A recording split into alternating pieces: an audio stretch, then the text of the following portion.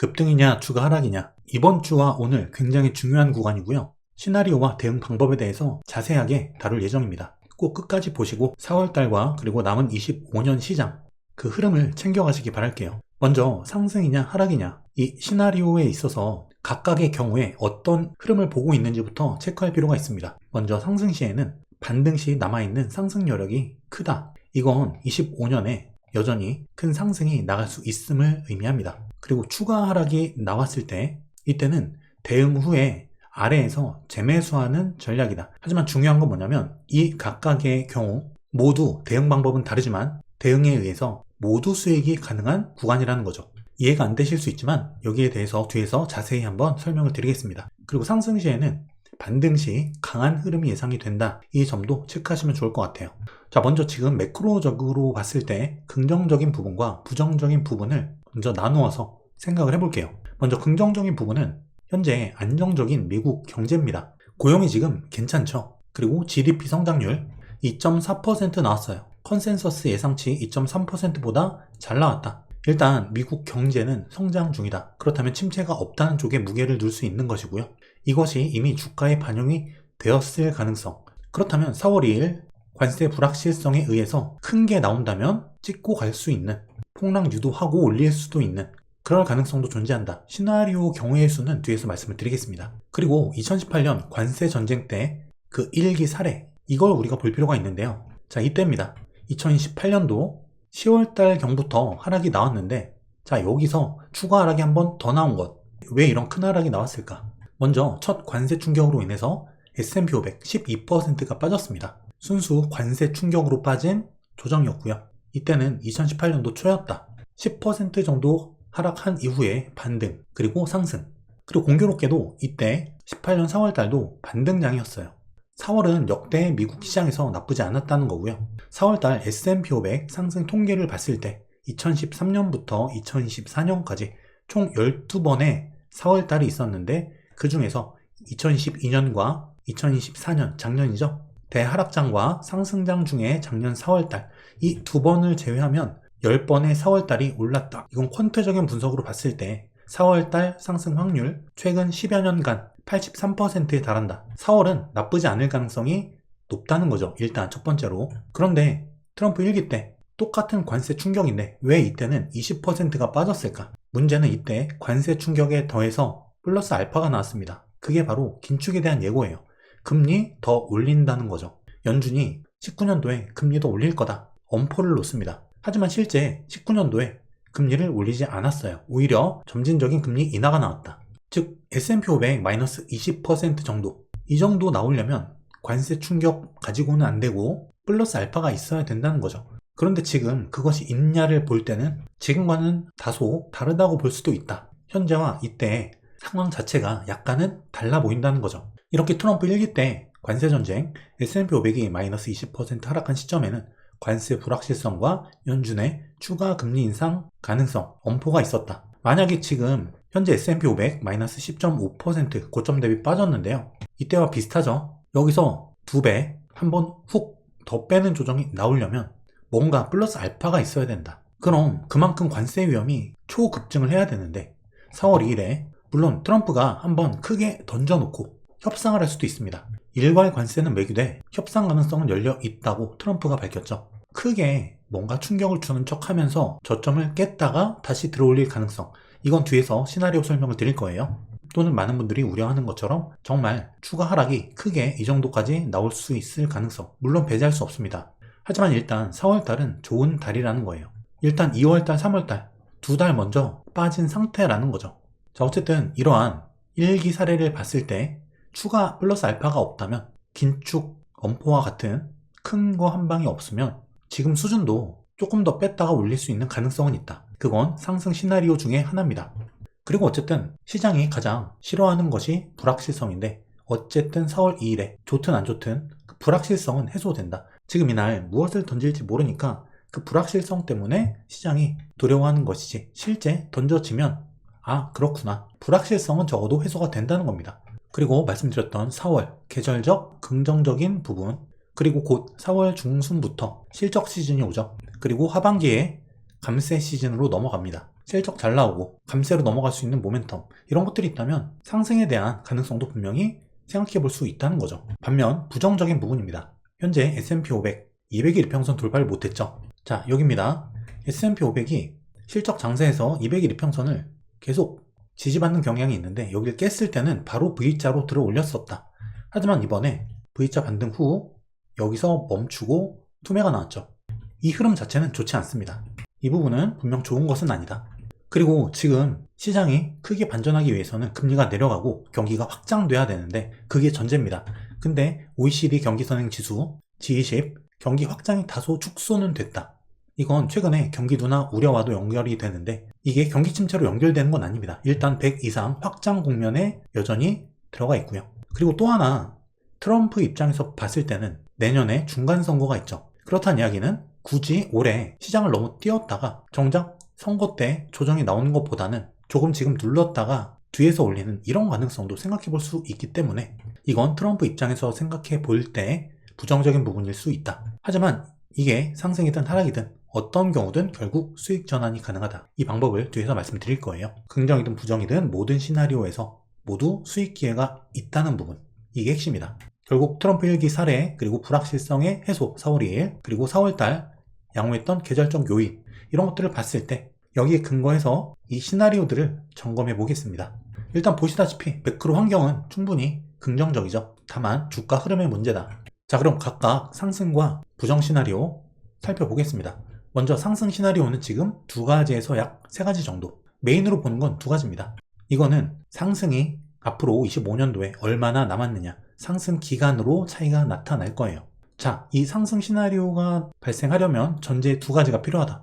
첫 번째는 이번 최저점을 지지하는 게 좋다. 자, 여기입니다. S&P 500 기준 최저점 5503포인트예요. 지금 애매한 자리에 있는데 조금만 더 내리면 깬다. 일단 여기를 지지하는 게 좋다. 물론 이 상승 시나리오 중에서 지지하지 않고도 올라가는 시나리오가 있기 때문에 뒤에서 설명드리겠습니다.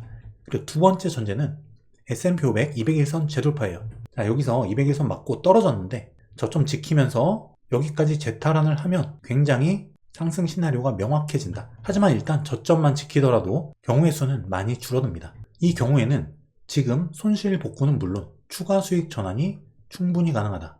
그럼 부정 시나리오는 어떨까요? 일단 S&P 500 200일 이평선을 돌파하지 못했죠.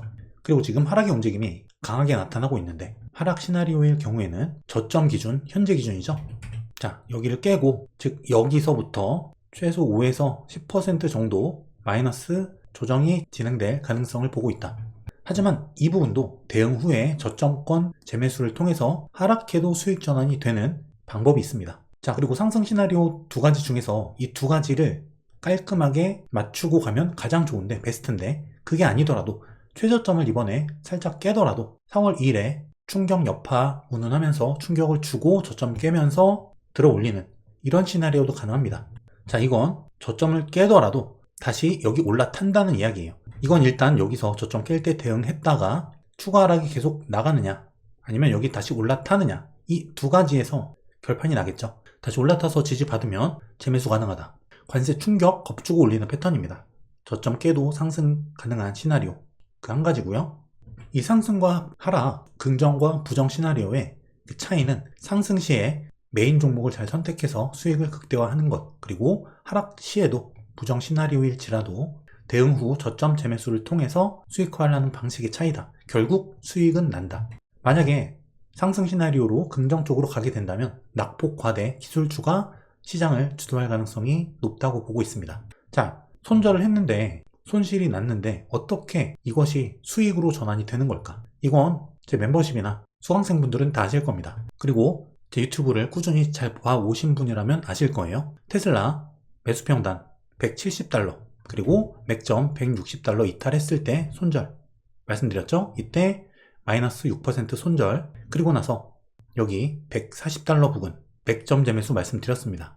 자, 이게 어떻게 수익 전환이 되냐면, 만약에 여기서 매수평단 170달러에서 손절하지 않고 그냥 쭉 들고 있었다면 이게 다시 170달러 도달했을 때 그냥 본전이에요. 그런데 160달러에서 손절하고 밑에 맥점 140달러에서 재매수 했을 때 이게 다시 $170 매수 평단까지 다시 올라갔을 때 21% 수익 발생한다. 그냥 손절 안 하고 가만히 있다가 본전 다시 온 것하고 대응했다가 아래 재매수 맥점에서 다시 매수하고 본전 온 것은 20% 정도의 차이가 난다는 거예요. 자, 물론 이렇게 진행해서 맥점 재매수합니다. 22% 수익이 났지만 170 매수 평단인데 160에서 손절했으니까 약 6% 손절 확정됐죠. 손실 확정. 여기서 이걸 빼도 16% 수익이에요. 그리고 여기서 추가적으로 지금 이만큼 올랐는데 이후의 상승 수익은 덤이다. 이게 하락했지만 수익을 내는 방식이에요.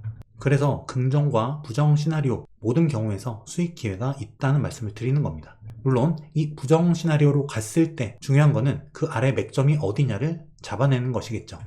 그게 핵심이다. 자, 긍정 시나리오를 자세히 살펴볼게요. 먼저 가장 베스트는 정리하면 여기 현재 최저점 S&P 500, 5500 3포인트입니다. 여기를 깨지 않고 반전하는 것이 가장 좋다. 이 경우에는 이 200일 이평선도 돌파할 가능성이 높고요. 이렇게 되었을 때는 1파, 2파, 그리고 3파 랠리가 되면서 상승 임펄스로 나아가는 랠리 가능성이 생긴다. 반등 시 강한 흐름이 예상된다는 말씀을 드렸죠. 이런 맥락이에요. 그리고 지금 S&P 500을 봤을 때 4시간 봉입니다. 저점은 만약에 이 최저점을 지키고 이게 반전이 들어가면 저점은 상승하죠.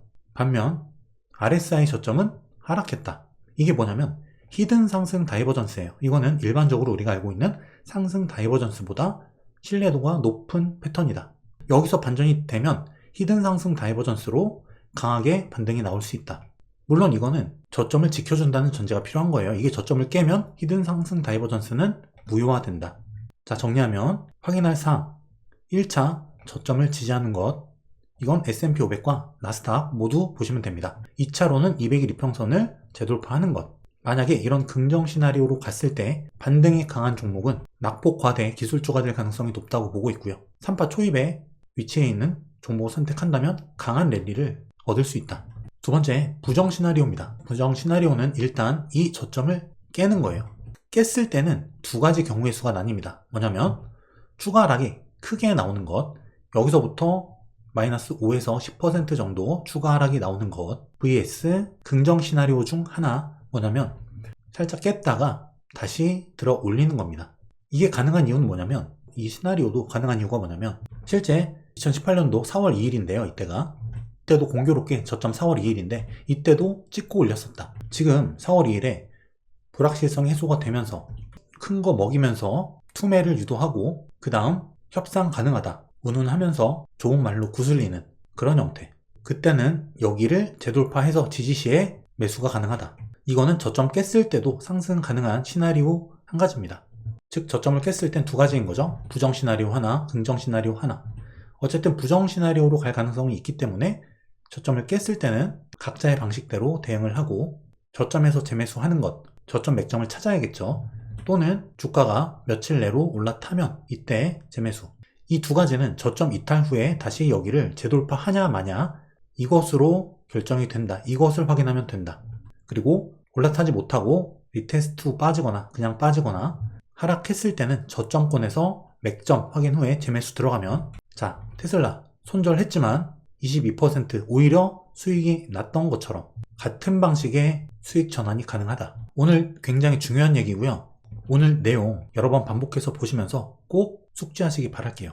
자, 코스피를 보면은 지금 월봉입니다. 제가 코스피 여기까지 3월달 월봉이 올라왔을 때 이 정도에서만 마감해줘도 월봉 매우 좋다는 말씀을 드렸죠. 근데 이게 음봉 전환했습니다. 월봉은 좋지 않아요. 그리고 이 하락 추세선 여기 지금 다 있죠. 똑같습니다. 미 증시 지금 이 변곡점에서 반전하느냐 이탈하느냐 중요한 구간에 와 있는데 코스피도 비슷하다는 거죠. 흐름은 비슷하다. 다만 코스피는 밸류에이션이 낮습니다. 물론 S&P 500, 나스닥도 이번에 조정이 나오면서 조금 그래도 싸지긴 했는데 코스피만큼 싸진 않다. 자, 이 분석 자체가 조금은 어려울 수 있기 때문에 더 깊게는 안 들어가겠습니다. 저와 공부하고 계신 분들은 모두 이해하셨을 거라고 믿고요. 오늘 3월 31일이죠. 그리고 4월 1일, 4월 2일, 4월 3일, 그리고 4월 4일 이번 주 흐름이 굉장히 중요합니다. 판가름이 날 거예요. 긍정으로 가느냐, 부정으로 가느냐 결정이 될 것이다. 이것은 제가 흐름 보면서 추가적으로 말씀을 드리도록 하겠습니다.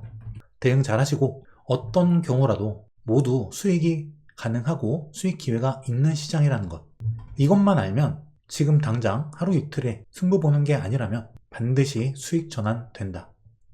결국 공부의 영역입니다. 주식 투자도 똑같아요. 공부하시고 대응 잘 하시고 오늘 좀 내용이 어렵다면 반복해서 보시면서 꼭 숙지하시기 바라겠습니다.